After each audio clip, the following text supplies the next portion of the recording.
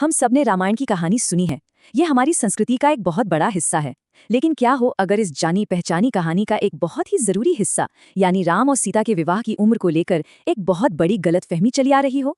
आज हम इसी विवादास्पद सवाल की तह तक जाएंगे। तो मुद्दा आखिर है क्या? सवाल सीधा है, क्या सीता जी का विवाह एक बच्ची के रूप में हुआ था, जैसा कि कुछ लोग दावा करते हैं? चलिए इस दावे की गहराई में चलते हैं और देखते हैं कि हमारे ग्रंथ असल में हमें क्या बताते हैं। तो ये है वो दावा जिसने इतनी बहस छेड़ दी है कि सीता जी सिर्फ 6 साल की थी। सुनने में ये काफी चौंकाने वाला लगता है, पर सवाल ये है कि ये 6 साल का आंकड़ा आखिर आया कहाँ से? तो चलिए इस दावे की जड़ तक चलते हैं। देखिए, ये बात कहीं हवा में से नहीं आई है। इसके पीछे वाल्मीकि रामायण का एक खास कह सकते हैं गणित है।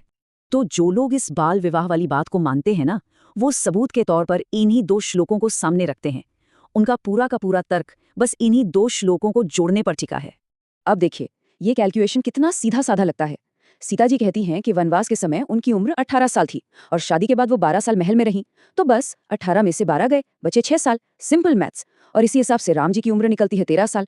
एकदम सीधा लगता है ना? पर कहानी में एक बहुत बड़ा लेकिन है। तो गणित तो एक तरफ ये कह रहा है, लेकिन जब हम उस दौर के समाज, उसके रीति रिवाजों को देखते हैं ना, तो एक बिल्कुल अलग ही तस्वीर सामने आती है। एक ऐसी तस्वीर जो इस पूरे हिसाब किताब पर ही सवाल खड़े कर देती है।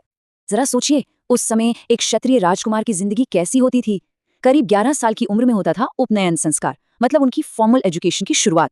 इसके बाद कई साल वो गुरुकुल में बिताते थे, शास्त्र और शस्त्र सीखते थे। तो इस हिसाब से तो 13 साल के राम जी शादी नहीं कर रहे होते, बल्कि अपने गुरुकुल में पढ़ाई कर रहे होते। और एक और सवाल जो दिमाग में आता है, स्वयंवर का। क्या ये बात मंतिकी लगती है कि कोई राजा अपनी 6 साल की बेटी के लिए इतना बड़ा स्वयंवर रखेगा, जिसमें देश विदेश से बड़े बड़े योद्धा और राजकुमार आए हों? ये उस समय के रिवाजों से तो बिल्कुल मेल नहीं खाता। और अब हम आते हैं इस पूरी पड़ताल के सबसे बड़े सबूत पर। क्या हो अगर कोई कहे कि जिस एक श्लोक पर ये 6 साल वाला पूरा हिसाब टिका है, शायद उसी में कोई गड़बड़ है। असल में जिस श्लोक में 12 साल का जिक्र है ना, कई विद्वान उसे एक मिलावट मानते हैं, एक एडिशन जो बाद में किया गया, और यहीं से पूरी कहानी पलट जाती है। और ये स्लाइड यही इस पूरी बहस का केंद्र है। जरा देखिए कैसे सिर्फ एक शब्द पूरी कहानी को बदल देता है। गीता प्रेस के संस्करण में लिखा है 12 वर्ष, लेकिन रामायण के जो बंगाल और क्रिटिकल एडिशंस हैं, जिन्हें ज्यादातर स्कॉलर्स सबसे प्रामाणिक मानते हैं, उनमें लिखा है 1 संवत्सर, मतलब 1 साल। 12 साल नहीं, सिर्फ 1 साल। यही है वो ट्विस्ट। और देखिए, ये 1 साल वाली बात सिर्फ किसी एक मैन्युस्क्रिप्ट में नहीं है। रामायण में ही दूसरी जगहों पर कई ऐसे श्लोक मिलते हैं जो इसी तरफ इशारा करते हैं। चलिए एक एक करके उन्हें देखते हैं। अब ये सुनिए एक और जबरदस्त सबूत। ये शब्द हैं खुद राम जी की माँ कौसल्या के। वो वनवास के समय राम जी से कहती हैं कि वो 27 साल के हैं। 27! ये उस 25 साल वाली उम्र को सीधे सीधे नकार देता है, जिस पर वो 6 साल वाला कैलकुलेशन आधारित था। अगर राम जी 27 के थे तो 13 साल की उम्र में शादी का तो सवाल ही नहीं उठता। यही नहीं, पूरी रामायण में कई जगहों पर राम जी के लिए ऐसे शब्दों का इस्तेमाल हुआ है जो बताते हैं कि वो एक बच्चे नहीं बल्कि एक युवा थे। विश्वामित्र हों या राजा जनक, दोनों उन्हें युवा कहते हैं। और जाहिर है 13 साल के बालक के लिए युवा शब्द का इस्तेमाल थोड़ा अजीब लगता है। और शायद सबसे मजबूत दलील तो खुद सीता जी के शब्दों में मिलती है। वो अनसुया से कहती हैं कि उनके पिता ने उन्हें विवाह के लिए उपयुक्त आयु का समझा। उपयुक्त आयु, ये शब्द अपने आप में कितना कुछ कह देता है। साफ है कि बात किसी छोटी बच्ची की तो नहीं हो रही थी।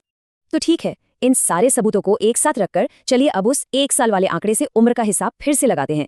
देखते हैं कि अब कहानी क्या मोड़ लेती है। तो ये है वो जादुई नंबर जो सब कुछ बदल देता है। 1 साल। विवाह के बाद महल में बिताया गया सिर्फ 1 साल। तो अब देखिए, जब हम 18 में से 12 की जगह 1 घटाते हैं, तो सीता जी की शादी की उम्रें निकलती है 17 साल और राम जी की उम्रें लगभग 24 या 25 साल। अब ये तस्वीर न सिर्फ ज्यादा मंतकी लगती है, बल्कि उन सारे सबूतों से भी मेल खाती है जिनकी हमने अभी अभी बात की। सारी कड़ियां अपने आप जुड़ जाती हैं। और ये सिर्फ रामायण के अंदर की बात नहीं है। ये जो नई उम्र निकलकर आई है, वो उस समय के दूसरे प्राचीन ग्रंथों के हिसाब से भी एकदम फिट बैठती है। जैसे कि सुश्रुत संहिता, जिसमें साफ साफ लड़कियों के लिए विवाह की सही उम्र 16 साल बताई गई है और बाल विवाह को गलत ठहराया गया है। और इसी सवाल के साथ हम अपनी आज की ये पड़ताल खत्म करते हैं। ये पूरा विश्लेषण सिर्फ उम्र के आंकड़ों का खेल नहीं है। ये हमें ये भी दिखाता है कि कैसे हजारों साल पुरानी कहानियां समय के साथ बदल सकती हैं, उनकी व्याख्या बदल सकती है, और कभी-कभी सबसे बड़े सच सबसे छोटे और अनदेखे विवरणों में छिपे होते हैं।